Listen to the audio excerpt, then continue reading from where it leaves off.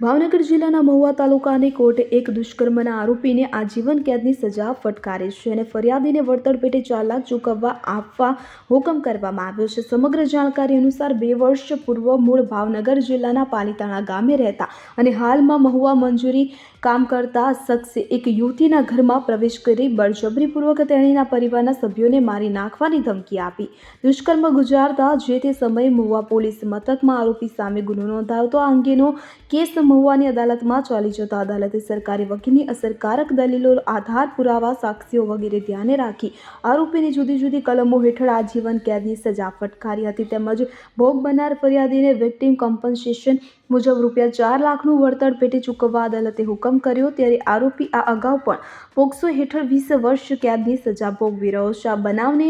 જાણવા મળતી વિગતો અનુસાર ગામના 25 વર્ષીય આરોપી નવાબ ખાન હુસૈનભાઈ પઠાણ શનિદેવ મંદિર પાસે મહુવા મૂળ ગામ પાલીતાણા વાળાએ ફરિયાદીને ભોગ બનનાર ઉંમર વર્ષ 18 વર્ષ 2 માસની હોય કે તેના ઘરે રાત્રિના 11:30 કલાકે જઈ રૂમમાં પ્રવેશ કરી ફરિયાદી ભોગ બનનારને તેના પરિવારના સભ્યોને જાનથી મારી નાખવાની ધમકી આપી ફરિયાદી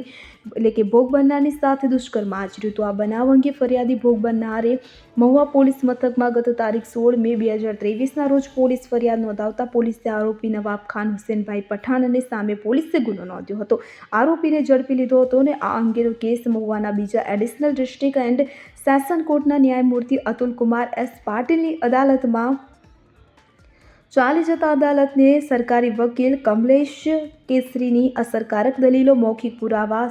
અને લેખિત પુરાવા 38 વગેરે ધ્યાને રાખી આરોપી નવાબ ખાન હુસૈનભાઈ પઠાણને તકસીરવાર ઠેરાવી આજીવન કેદની સજા તથા રોકડ ₹10,000નો દંડ ફટકાર્યો। તો આ ઉપરાંત ભોગ બનનાર ફરિયાદીને વિક્ટિમ કમ્પન્સેશન સ્કીમ 2019 તળે ₹4 લાખ વળતર આપવા અંગેનો હુકમ કર્યો હતો।